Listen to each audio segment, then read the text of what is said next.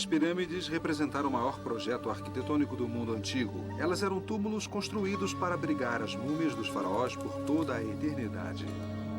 Elas já existem há 4.000 anos, mas ainda não revelaram todos os seus segredos. Se não fosse por um homem, não haveria pirâmides. Nos longínquos desertos egípcios estão as primeiras pirâmides que ele construiu. Sua exploração revela o gênio que ele era e como ele superou todos os desastres.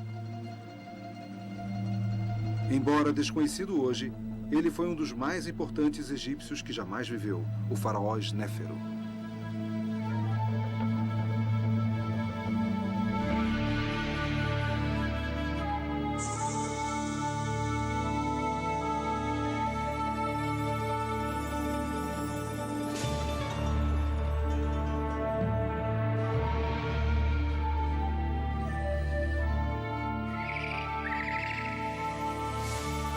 Os grandes egípcios.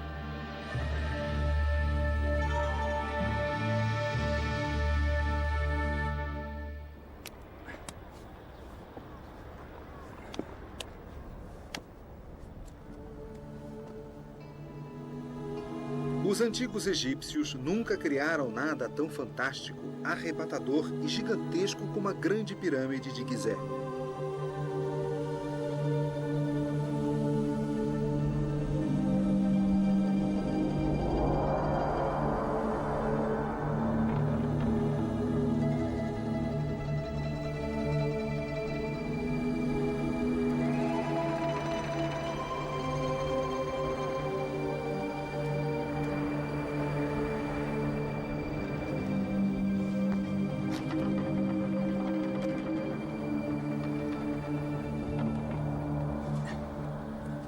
Todo mundo fica intrigado com a grande pirâmide.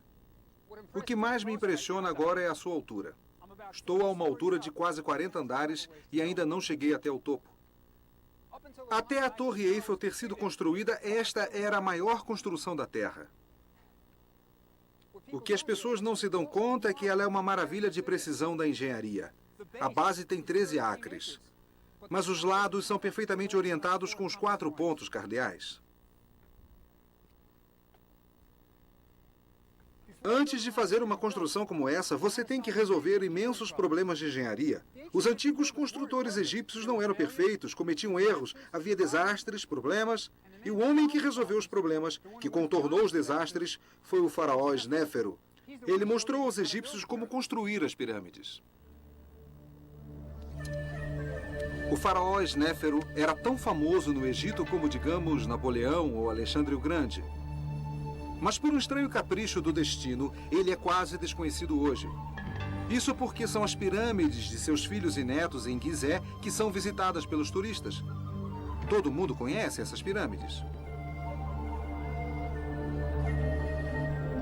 O que muito pouca gente sabe é que essas pirâmides são o produto final da grande era de construção de pirâmides, o esforço supremo de artesãos dedicados que herdaram suas habilidades da geração anterior.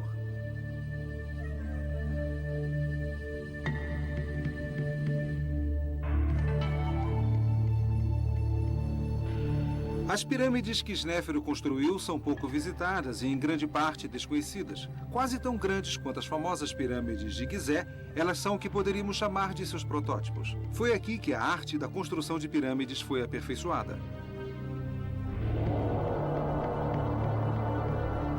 Mas as pirâmides não nos dizem nada sobre o homem que foi Snéfero. Para sabermos como ele era, temos que ir ao agitado Museu Egípcio do Cairo. Esse é o meu lugar favorito no museu. E nunca tem ninguém aqui, mas abriga um maravilhoso pedaço da história. Esta é a primeira cártula do mundo, a forma oval mágica que encerra o nome do faraó. Aqui está o nome de Snéfero. Ele é o primeiro faraó do qual sabemos alguma coisa pessoal.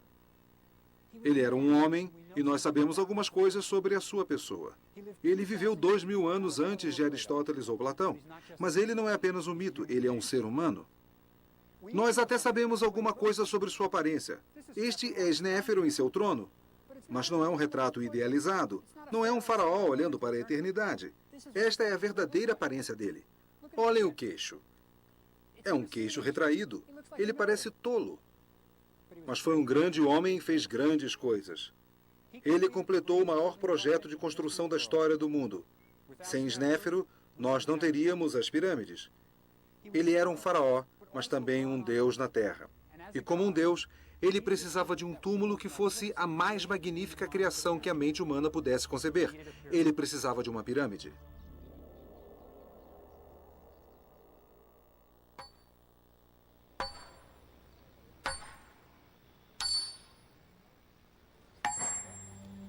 Parece incrível, mas as 6 maiores pirâmides do Egito foram todas construídas em menos de 100 anos.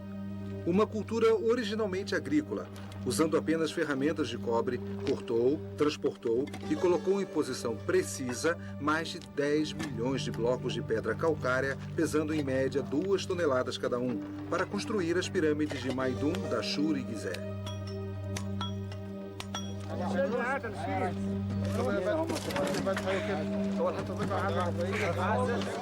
Imaginem colocar no lugar um enorme bloco de pedra a cada 3 minutos, dia e noite, continuamente durante 100 anos. E tudo isso sem usar uma única roda, que afundaria na areia do deserto. Cada bloco foi içado entre nós ou cilindros até a sua posição final na pirâmide.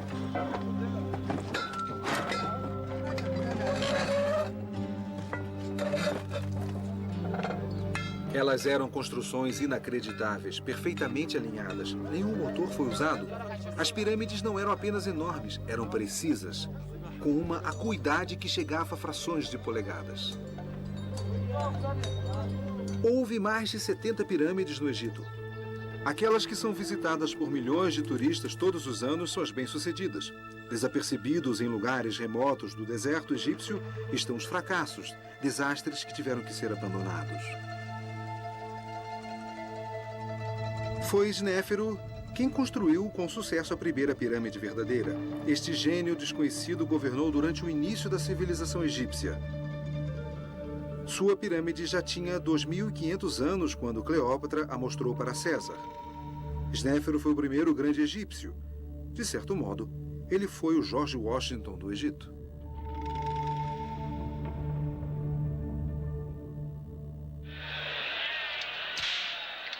Hollywood errou. Um dos grandes mitos do Egito é que as pirâmides foram construídas por escravos, forçados a puxar enormes cargas enquanto eram açoitados por cruéis capatazes dos faraós. Na realidade, elas foram construídas por trabalhadores livres, o que torna o feito de Snéfero ainda mais incrível. Snéfero teve que organizar e pagar milhares de trabalhadores por décadas para construir suas pirâmides.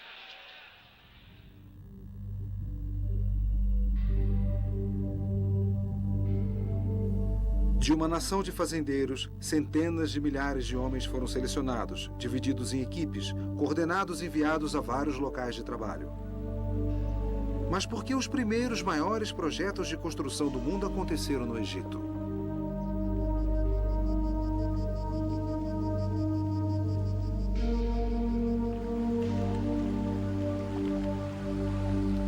O Antigo Egito era um lugar muito especial. Todos os anos, a neve derretida de montanhas africanas distantes corria para o norte em direção ao mar. O Nilo inchado inundava os campos, parando apenas quando chegava à base das pirâmides.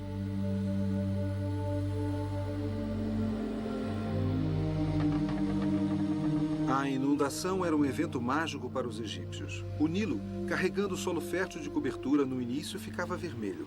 Depois ele ficava verde por causa da vegetação arrancada pelas águas. Por fim, subia 10 metros. Quando a enchente recuava, ela deixava os campos cobertos de uma lama rica e fértil, perfeita para as plantações.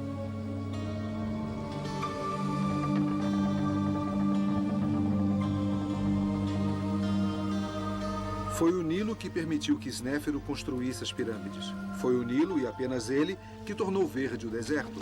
Sem ele, o Egito seria um deserto árido.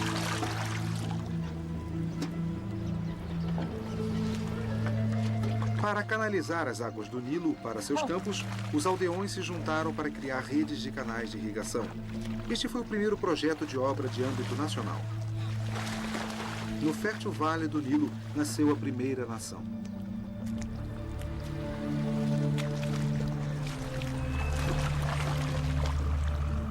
O Nilo permitiu que o Egito produzisse inúmeros campos de plantações. Linho, grãos, legumes, tudo que uma sociedade precisava. Foi aqui que nasceu a capacidade de trabalhar em conjunto em grandes projetos. Só o que estava faltando era um grande líder.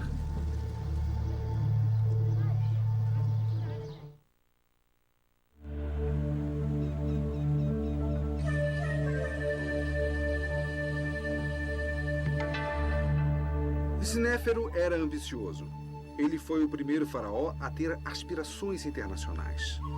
Para um egípcio, colocar os pés fora das fronteiras do país representava uma aventura audaz e perigosa. Se ele morresse em terras estrangeiras, longe dos sacerdotes, dos embalsamadores e dos rituais, ele não poderia ser mumificado.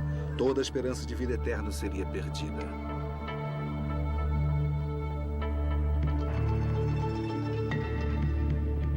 Foi Snéfero quem ousou desafiar o costume. Ele mandou seu exército em expedições mercantis para o norte do Líbano em busca de enormes toras de cedro, para o leste do Sinai em busca da turquesa e minerais, e para o sul da Núbia atrás do ouro. No governo de Snéfero, o Egito se tornou uma nação importante, reconhecida internacionalmente.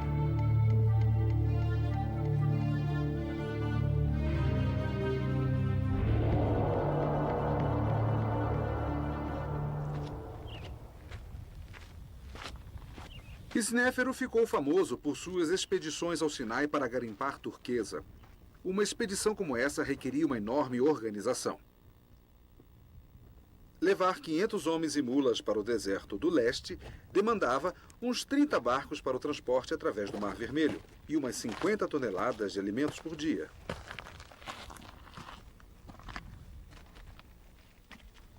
Depois do mar, havia um trecho difícil de 5 dias de mula até as minas de Wadi Makruk.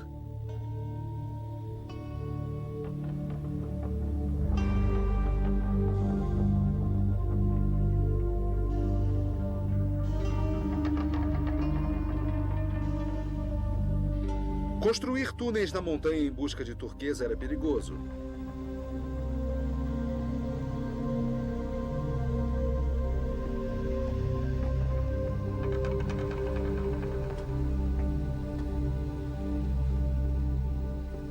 No cume da montanha havia uma caverna sagrada, onde os mineradores dormiam para sonhar com o lugar onde encontrariam a turquesa. Aqui os homens construíram um altar para a deusa Hathor, a senhora da turquesa. Construir o altar afastou os trabalhadores das minas, mas o bondoso Snéfero permitiu. Ele chegou até a mandar escultores habilidosos para registrar os progressos da expedição, criando um campo de pedras esculpidas. Hoje, esse campo ainda existe.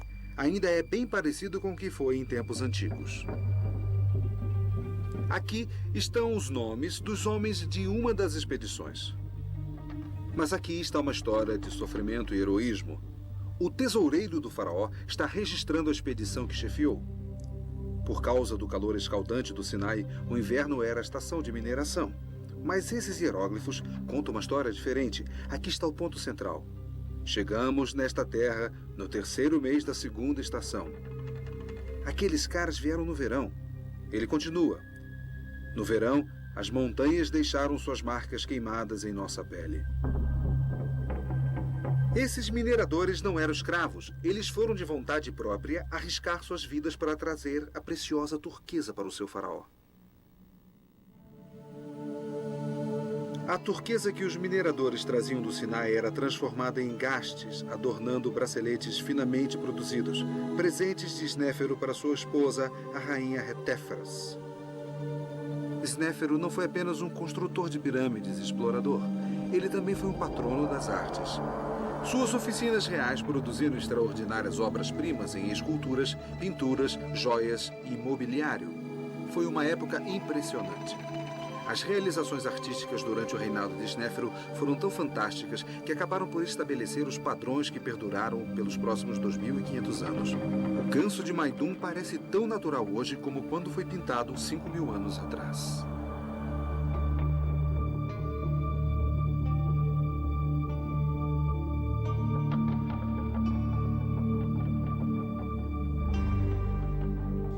As estátuas dos filhos de Snéfero representam os primeiros grandes retratos em pedra e nunca foram superadas.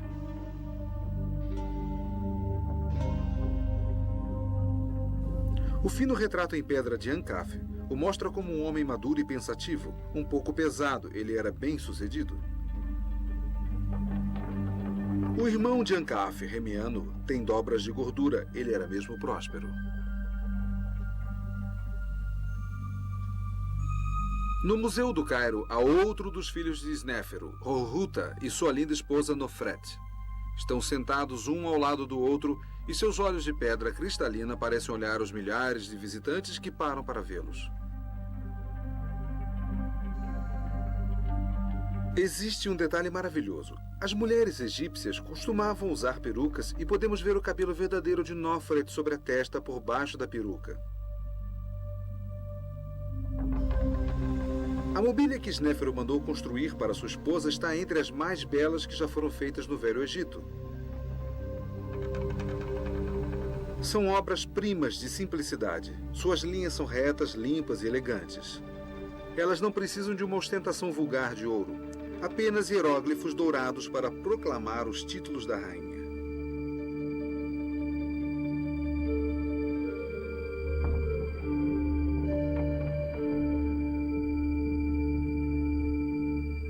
Todos os tesouros da rainha, inclusive sua bela cama de dossel, foram colocadas em seu túmulo para o seu deleite no outro mundo.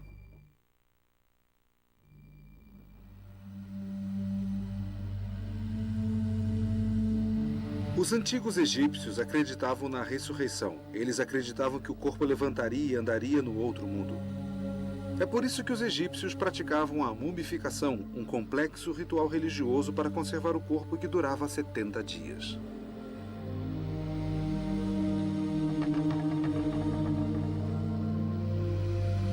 Era absolutamente crucial proteger a múmia dos ladrões de túmulos. Se um ladrão entrasse no túmulo e destruísse a múmia, o falecido não poderia existir no outro mundo. Sem um corpo intacto, perdia-se toda a esperança de imortalidade. E essa era a maior catástrofe que poderia acontecer ao antigo egípcio. Uma vez que a múmia tinha sido conservada, um túmulo sofisticado era construído para protegê-la por toda a eternidade. Esses primeiros túmulos eram chamados de mastabas.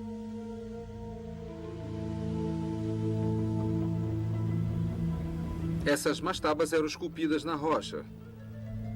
Depois eram cobertas com uma grande superestrutura feita de tijolos. Os antigos egípcios a chamavam Casas da Eternidade.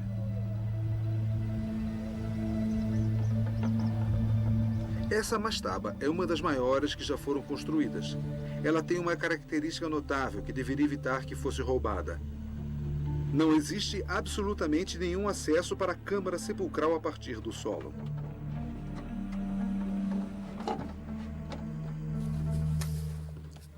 Estou descendo para a mastaba pelo único caminho possível, através da passagem dos ladrões. Eles abriram um túnel através dos tijolos de barro, da rocha da base e da entrada da câmara sepulcral bem aqui.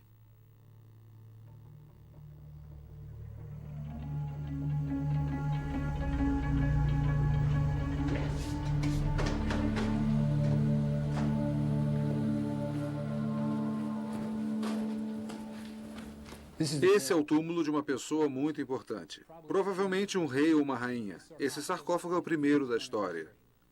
O corpo foi colocado aqui dentro. A tampa foi fechada, mas mesmo assim ele foi roubado. Aqui está a marreta dos ladrões que foi usada para arrombar a tampa. Após o sepultamento, essa câmara foi fechada por cima, e apesar de centenas de milhares de toneladas de tijolos de barro que foram colocadas em cima, ele foi roubado. Snéfero tinha um grande problema. Seu problema era o fato de ser quase impossível deter os ladrões de túmulo. Mesmo na época de Snéfero, o túmulo de sua própria esposa foi roubado. Não importa quão complicadas fossem as passagens dentro do túmulo, os ladrões conseguiam achar o tesouro. A razão disso é que, frequentemente, os ladrões de túmulo eram as mesmas pessoas que o haviam construído e que o conheciam como ninguém. A solução estava em criar alguma coisa sólida o suficiente para impedir os ladrões, mesmo que eles soubessem onde estava a câmara sepulcral. Mas Snéfero não foi o primeiro a tentar isso. Tudo havia começado em Saqqara.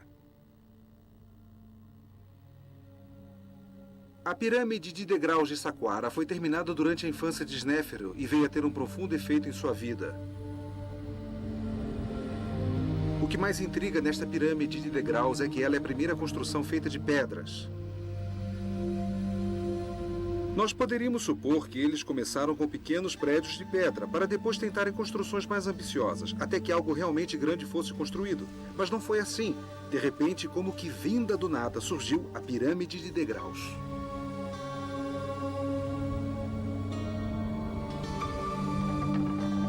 Há sinais claros de que os egípcios estavam começando a aprender a trabalhar com pedra. Os pedreiros copiavam fielmente na pedra as colunas e paredes de palácios que haviam sido construídos com feixes de bambus de papiro e tijolos de barro. Assim, detalhes arquitetônicos maravilhosos resultaram em estruturas completamente não funcionais. Portas que não abriam e nem fechavam, capachos enrolados sobre as entradas que não podiam ser baixados. É aqui que tem início a construção de pedra. 2000 anos depois da pirâmide de degraus ter sido construída, os gregos tinham orgulho em dizer que aprenderam com os egípcios a construir com pedras. A pirâmide de degraus foi construída para o faraó Zoser. Seu arquiteto queria criar uma grande sepultura para o seu rei. Por isso, ele projetou uma enorme mastaba e colocou sucessivamente outras mastabas menores, uma em cima da outra, criando um efeito parecido com um bolo de noiva. Como aquela era a primeira grande construção de pedras do mundo, seus construtores enfrentaram muitos problemas inéditos. Eles não tinham experiência em lavrar as pedras, por isso, os blocos que compunham a pirâmide foram cortados de uma maneira tosca e não se encaixavam bem uns nos outros, ameaçando a pirâmide de sofrer um colapso. O arquiteto resolveu o problema inclinando as paredes para dentro. Assim, a pirâmide literalmente se apoiava nela mesma, evitando que uma massa instável ruísse. Quando terminou a construção da pirâmide de degraus, ela se constituía na mais fantástica construção que o mundo já havia visto, tendo empregado milhares de trabalhadores e levado quase 2 décadas até estar completa. Ela deve ter sido motivo de grande orgulho para todo o Egito.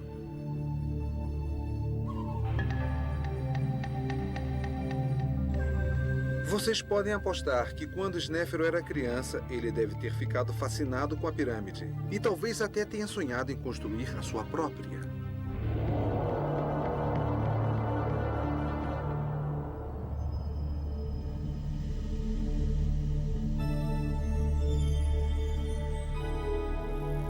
Quando Snéfero se tornou faraó, ele teve a oportunidade de construir a sua pirâmide em Maidum.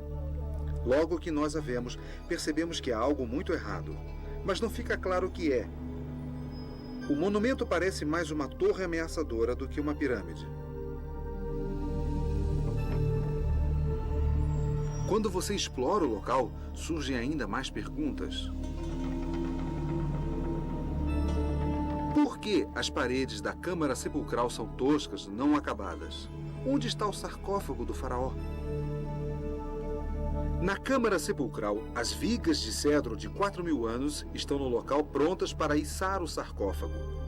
Mas não há vestígios ou algum tipo de evidência de que a câmara sepulcral sequer tenha sido usada. Ela ainda representa um grande avanço arquitetônico. Esta é a primeira câmara sepulcral acima do solo do Antigo Egito. Criar uma câmara dentro da pirâmide, ao invés de embaixo dela, causou um tremendo problema. Com o peso inteiro da pirâmide por cima, como é possível impedir que o teto entre em colapso? Snéfero resolveu o problema colocando os blocos de pedra das paredes cada vez mais perto do centro da câmara, à medida em que ficavam mais altos. Quando as paredes subiram, o último bloco que formou o teto só teve que cobrir algumas poucas polegadas. O problema foi resolvido e o primeiro teto em abóbada da história havia sido criado. A razão da pirâmide de Maidum parecer tão estranha reside em sua construção. Ela foi originalmente projetada para ser uma pirâmide em degraus. À medida em que se aproximava o fim de sua construção, ela foi ampliada várias vezes. Provavelmente porque acreditava-se que uma pirâmide não deveria estar pronta antes da morte do faraó. Quando a pirâmide terminou, com 8 degraus, Snéfero ainda gozava de boa saúde. Por isso, a construção continuou. Os degraus da pirâmide foram preenchidos com uma pedra calcária fina e branca. Esta foi a primeira tentativa de se construir uma pirâmide verdadeira, mas houve uma falha arquitetônica fatal. As últimas camadas de pedras não foram suficientemente ancoradas no corpo da pirâmide. Apoiadas na superfície lisa da pirâmide em degraus no interior, as pedras começaram a deslizar, causando o primeiro desastre tecnológico da história.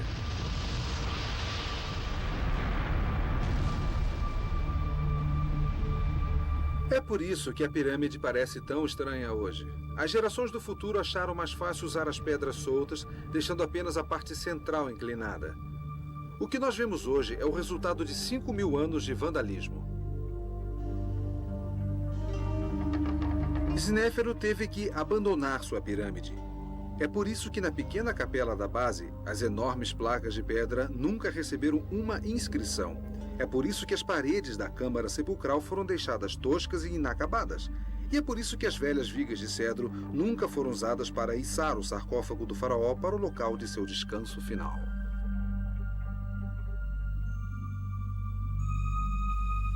Na verdade, só sabemos que a pirâmide pertencia ao faraó Snéfero por causa de um grafite escrito quase 1000 anos depois dela ter sido construída. O escriba Ankeperkaresenet visitou a pirâmide e escreveu na capela: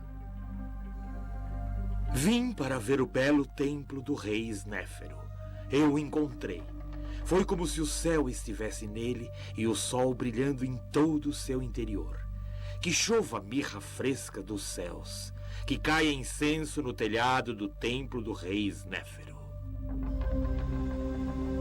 Vocês podem imaginar como deve ter sido difícil para o arquiteto, que era o próprio filho de Snéfero, ter que ir até o faraó para lhe contar que o trabalho de 20 anos estava em ruínas e que seu túmulo era imprestável? É indicativo da personalidade de Snéfero o fato dele não ter desistido, mas sim ordenado simplesmente que a construção de Maidum fosse abandonada e que procurasse um novo local.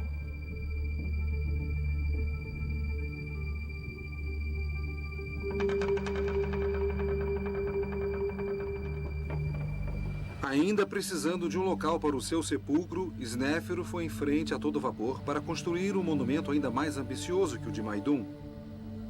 Uma pirâmide com um volume 2 vezes maior do que o da pirâmide que abandonara. O monumento queria fazer sombra a qualquer coisa que o mundo já tivesse visto. Naturalmente, aqui os arquitetos tiveram a vantagem de suas experiências. A pirâmide de Dashur foi concebida desde o início como uma pirâmide verdadeira. Tendo aprendido com seus erros, os pedreiros usaram pedras de revestimento ainda maiores. Isto possibilitou que elas fossem presas adequadamente à estrutura da pirâmide. Eles também inclinaram os blocos para dentro, em direção ao centro da pirâmide. Essa técnica teve tanto sucesso que esta pirâmide é a única que hoje ainda tem quase todo o seu revestimento no lugar.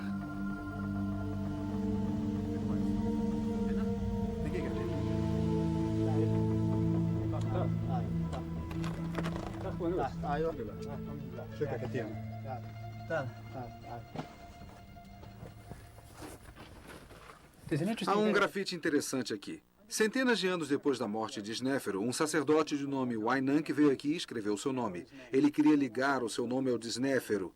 Os hieróglifos são interessantes para um sacerdote. Há um pequeno vaso aqui que está derramando água. Isso significa purificar. E se você coloca um homem por detrás, então significa que é o homem quem purifica. Ele é o Wainank. Vamos descer.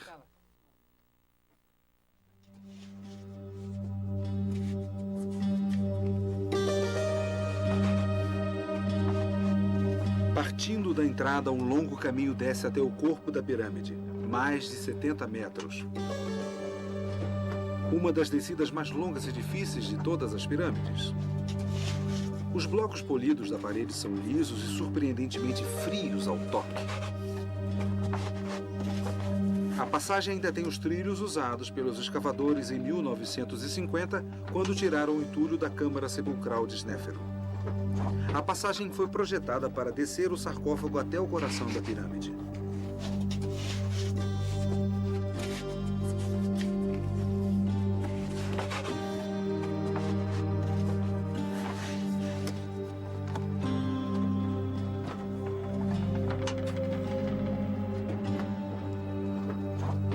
Uma vez que o corredor desce abaixo da base de pedra, não há mais blocos lisos e as paredes se tornam bastante toscas. Ainda temos que descer mais 47 metros no subsolo, debaixo da pirâmide, dentro da sua base de pedra. Depois de ficarmos agachados por tanto tempo, é um alívio e um choque entrar numa pequena sala com teto em abóbada de 12 metros e meio. Incrível.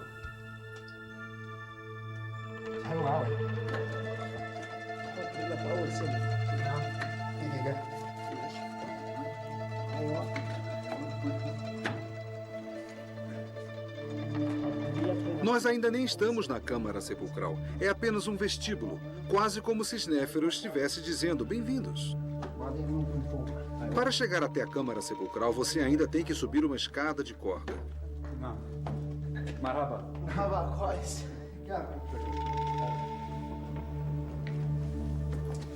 Então, a entrada da Câmara Sepulcral de Snéfero é alcançada através de um buraco na parte de cima da parede.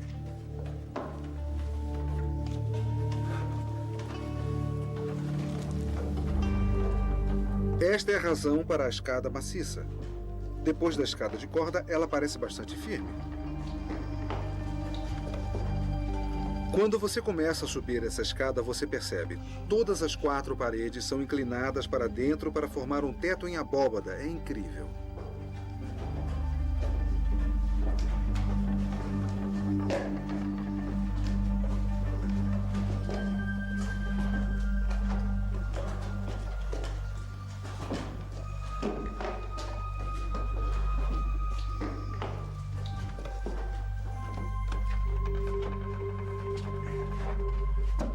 Caminhando agachados pelo estreito corredor feito pelos antigos ladrões de túmulos, nós finalmente chegamos ao corredor pelo qual a múmia de Snéfero passou a caminho da Câmara Sepulcral. Surpreendentemente, há uma forte brisa de ar fresco aqui. Alguns investigadores acreditam que existam passagens secretas que ainda não foram descobertas.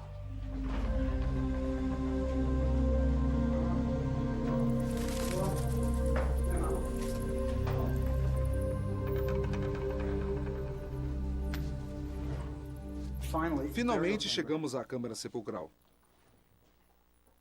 O grande feito de Snéfero não foi ter desistido depois do desastre de Maidum. Ele construiu isso. Quando terminou, era a maior sala do planeta. Ela tem 17 metros de altura. A 17 metros de altura, um teto em abóbada. As paredes se inclinam para dentro, de baixo até em cima. Mas houve um problema. As paredes começaram a se mover debaixo do peso enorme da pirâmide acima. Aqui embaixo, há vigas de cedro. Tem 4.000 anos de idade. Elas tiveram que ser colocadas quando as paredes começaram a se mover. Houve problemas aqui também. As paredes começaram a rachar e a se mover para dentro. E para assegurar que a coisa toda não ruísse, eles colocaram vigas para segurá-la. Originalmente, a pirâmide de Dashur era para ser uma pirâmide verdadeira, mas quando surgiu o problema na Câmara Sepulcral, os arquitetos de Snéfero decidiram terminá-la reduzindo o ângulo de 54 graus para 43 graus. E é por isso que ela é chamada de pirâmide curvada. Isso reduziu a quantidade de pedras necessárias para completar a pirâmide e aliviou o peso sobre as câmaras na parte de dentro. Apesar disso, a pirâmide ainda era perigosa demais para o sepultamento da múmia de Snéfero. Snéfero havia erguido as 2 maiores construções da história do mundo e as 2 eram imprestáveis. Surpreendentemente, ele não desistiu. Mas agora o tempo estava se esvaindo para o velho faraó. Ele tinha que construir uma pirâmide bem-sucedida para ser o local de seu descanso final. A pirâmide curvada deve ter despertado um sentimento de orgulho entre os egípcios. Ao invés de abandonar o local como havia feito em Maidum, Snéfero construiu sua última pirâmide a menos de 1.500 metros dali. Hoje, quando o sol a ilumina, ela parece vermelha. Todas as indicações nos sugerem que ela foi um sucesso total. A Câmara Sepulcral é estável e ela é tida como a primeira pirâmide verdadeira da história.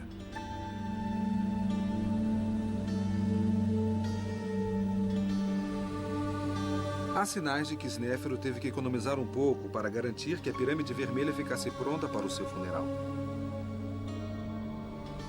Ela é menor que a pirâmide curvada, e seus lados sobem a um ângulo conservador de 43 graus. Na pirâmide vermelha, Snéfero finalmente resolveu seus problemas de engenharia. Foi aqui que a sua múmia foi deixada para descansar.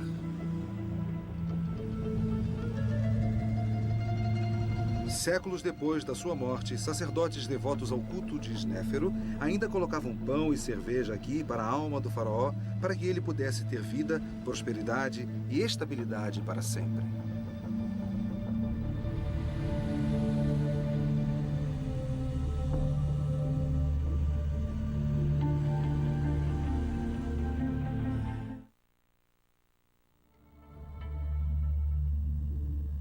Snéfero e sua família formavam um grupo muito unido, que trabalhava junto e que realizou feitos notáveis. Snéfero teve no mínimo 5 filhos e ele tornou alguns deles vizires do Egito, mantendo o poder próximo a ele, estabelecendo um controle familiar que se estendeu por toda a sua vida. Além de deter o posto de vizir, vários dos filhos de Snéfero se tornaram arquitetos. Os irmãos de Snéfero realmente gostavam de construir. Um dos mais famosos é Ankaf, o arquiteto da segunda maior pirâmide do platô de Gizé. O irmão de Ankaf, Remiano, se tornou vizir de outro irmão, o faraó Quéops. Remiano foi, provavelmente, o arquiteto da Grande Pirâmide. Hanófer, um dos filhos que não seguiram carreira na construção de pirâmides, foi apenas um alto sacerdote e general do exército. Ele era a ovelha negra da família. Esta é uma família incrível que produziu obras incríveis. É evidente o efeito dos irmãos crescerem em contato com um pai obcecado pela construção de pirâmides. Imaginem os filhos acompanhando seu pai, primeiro para ver os progressos da pirâmide de Maidum, depois a pirâmide curvada e finalmente a pirâmide vermelha. A paixão do pai foi de fato passada para os seus filhos. O filho mais famoso de Snéfero foi sem dúvida Quéops, o seu sucessor, que é lembrado hoje como o faraó que construiu a Grande Pirâmide, uma das 7 maravilhas do mundo. A Grande Pirâmide é, na verdade, um legado de Snéfero a seu filho. Esse monumento surpreendente não poderia ter sido construído sem que os problemas fossem resolvidos e as lições aprendidas durante a incrível carreira de construtor de Snéfero. Se há uma marca registrada que pode ser encontrada nas 3 pirâmides de Snéfero, esta é o teto em abóbada. Esta engenhosa solução de distribuir o peso dos blocos de pedra acima da câmara sepulcral foi o que tornou tudo isso possível. Do início cauteloso em Maidum a estes tetos espetaculares das pirâmides de Dashur, foi um pequeno passo que levou à sua suprema expressão, aqui na maior galeria da Grande Pirâmide de Quéops.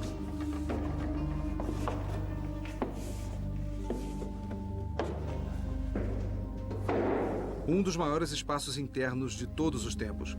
O teto em abóbada se estende por 46 metros e 63 centímetros e faz a galeria parecer ainda mais alta do que os seus 9 metros. Quéops superou seu pai e escondeu sua solução exclusiva para o problema do incrível peso que recaía sobre a câmara sepulcral. As placas de granito que formam o teto nunca conseguiriam aguentar o peso da pirâmide, a não ser que o seu peso fosse distribuído.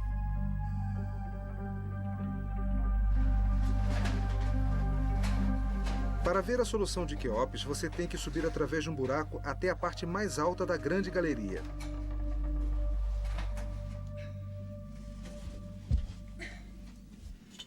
Este é o segredo que explica por que o teto da câmara sepulcral não ruiu. Eu estou exatamente em cima da câmara sepulcral, numa pequena sala que foi projetada para aliviar a pressão do teto da câmara sepulcral que está abaixo de mim. Acima de mim, há 4 outras câmaras, bastante parecidas com esta. E no topo de todas elas, há 2 enormes placas que formam um V invertido, que aliviam ainda mais a pressão sobre a câmara sepulcral. É uma espécie de teto abobadado que foi melhorado. Snéfero teria adorado isso. As câmaras de alívio funcionam maravilhosamente bem. 5.000 anos depois delas terem sido construídas, a câmara sepulcral ainda está intacta, virtualmente perfeita. Se não fossem os ladrões de túmulos, a múmia de Quéops ainda estaria aqui.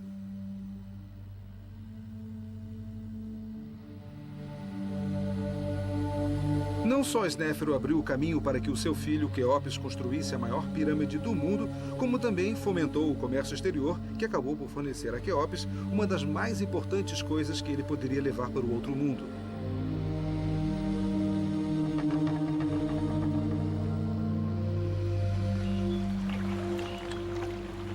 No Antigo Egito, tudo era transportado ou por barco ou por jumentos.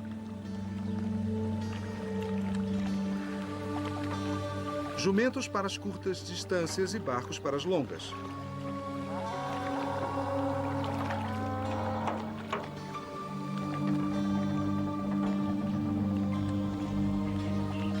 Em 1954, foi encontrado um barco enterrado perto da Grande Pirâmide.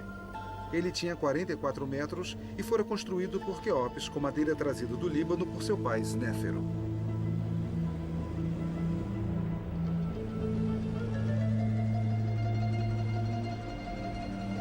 O barco foi encontrado em pedaços, mas as tábuas de cedro ainda eram fortes o bastante para permitir que ele fosse remontado. Algumas tábuas eram tão grandes que não há mais cedro na terra que possa reproduzi-las. Trata-se de um exemplo típico do antigo estilo de construção de barcos do Egito. As tábuas eram amarradas, umas nas outras. Na água, a madeira inchava e as cordas encolhiam, selando os buracos e impedindo que a água entrasse. O barco não tinha mastros ou velas. Ele apenas tinha remos para impulsioná-lo. Mas qual era o objetivo daquele barco? Será que ele era usado na vida real pelo faraó? Ou será que a verdadeira função dele era levar o faraó em sua última jornada através do céu até o outro mundo?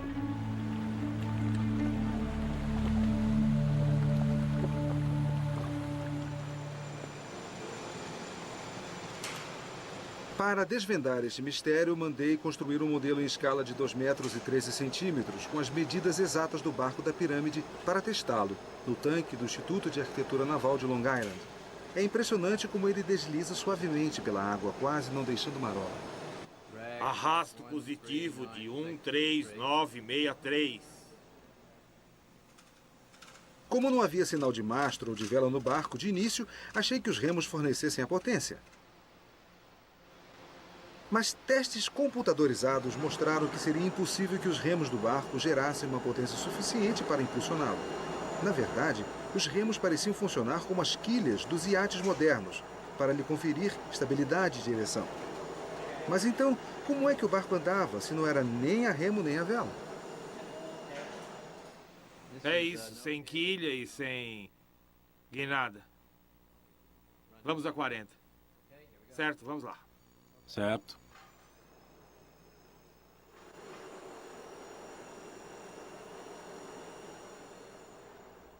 Sabemos que frequentemente os barcos de rituais eram rebocados do Antigo Egito quando transportavam os corpos dos mortos da margem leste para a margem oeste para o sepultamento final.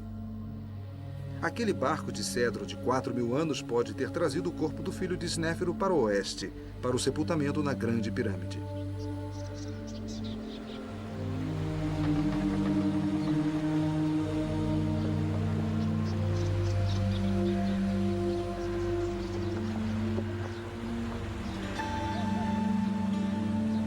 Quando o faraó morreu, seu corpo teve que atravessar o Nilo para aportar perto do local onde hoje está a Esfinge.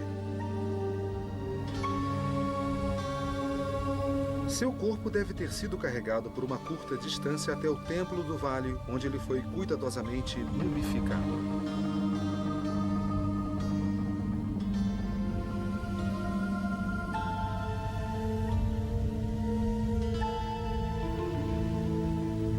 Exatamente 70 dias após a morte, sua múmia foi carregada por uma rampa até a pirâmide. Acompanhado por sacerdotes que cantavam os antigos ritos, o corpo descansou no coração do mais impressionante monumento jamais criado pela humanidade.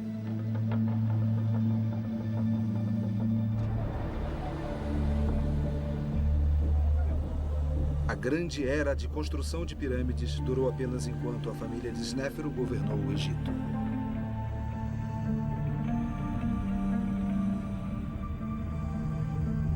Seu filho construiu a Grande Pirâmide. Seu neto construiu a segunda maior pirâmide que jamais se viu, logo ali ao lado. Depois disso, a vontade e a energia para construir monumentos tão impressionantes diminuíram, e as pirâmides que se seguiram foram apenas uma sombra pálida de sua antiga glória.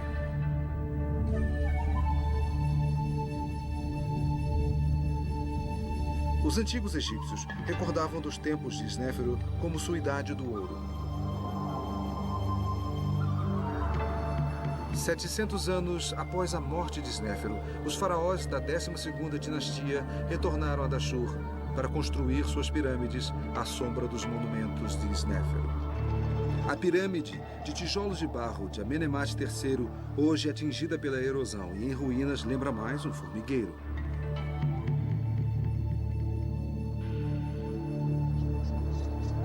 Eles nunca mais construíram uma pirâmide como esta. Quando os egípcios querem se vangloriar de alguma coisa grandiosa, eles costumam dizer: só nos tempos de Snéfero se viu algo assim.